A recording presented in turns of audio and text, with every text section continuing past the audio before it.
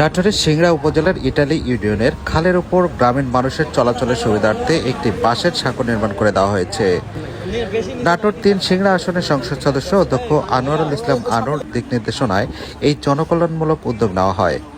সাঁকোটি নির্মাণে মূল ভূমিকা পালন করেন নাটোর জেলা আরাফাত রহমান কোকো স্মৃতি সংসদের সদস্য এবং ইটালি ইউনিয়ন পরিষদের চেয়ারম্যান পদপ্রার্থী সোহানুর রহমান শিহাব। স্থানীয় সূত্রে জানা যায়, উপজেলার ইটালি ইউনিয়নের মাগুরা তিরাইল গ্রামের মধ্য দিয়ে বয়ে যাওয়া এই খালটি পারাপারের বর্ষাকালে দীর্ঘদিন ধরে চরম ভোগান্তির শিকার হচ্ছিলেন এলাকাবাসী।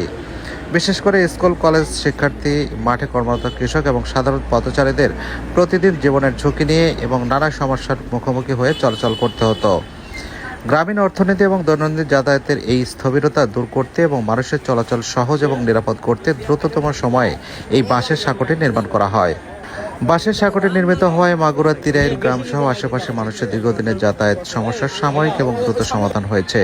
সাঁকোটি দিয়ে এখন অনায়াসে মানুষ পারাপার হতে পারছে। এলাকাবাসী জানান, বর্ষা মৌসুমে এই খালটি পার হওয়ার তাদের জন্য বড় পরীক্ষা ছিল। সাঁকোটি হওয়ায় তাদের দুর্ভোগ অনেকাংশ লাঘব হয়েছে। এই সময় উপযোগী উদ্যোগের জন্য তারা সংসদ সদস্য অধ্যক্ষ আনোয়ারুল ইসলাম আনু এবং চেয়ারম্যান পদপ্রার্থী সোহানুর রহমান শিহাব সহ সংশ্লিষ্ট সকলের প্রতি কৃতজ্ঞতা প্রকাশ করেন। বিগত কয়েকদিন আগে আমি জানতে পারলাম যে আমাদের এখানকার স্থানীয় বিএনপি নেতাকর্মীরা আমাদের অফিসে গিয়ে আমাকে জানালো যে আমাদের পারাপারের খুব অসুবিধা হচ্ছে, মানে খুব দ্রুত একটি ব্যবস্থা নিলে আমাদের জন্য ভালো হয়। আপনারা জানেন যে আমাদের এই ৩ নং ইটালি ইউনিয়ন পুরোটাই মোটামুটি ভাবে চলন বিলের ভেতরে অবস্থান।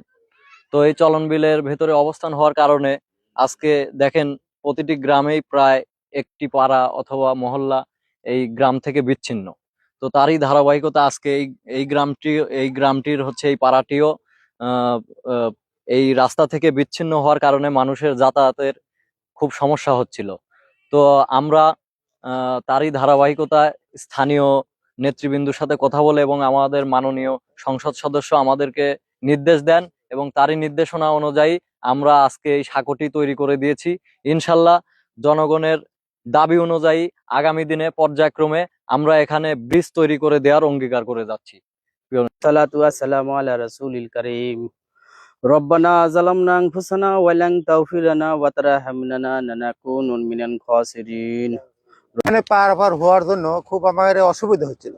তা আমরা কয়েকজন মিলে একদিন শাওনের কাছে গেলাম অফিসে, ওখানে যা বললাম শাওন আমাদের এখানে বাঁশ কিছু দিয়ে সাঁকো করে দিছে। এর পরবর্তীতে আমরা আশা করি এখানে একটা ব্রিজ আমাকে করে দেয়।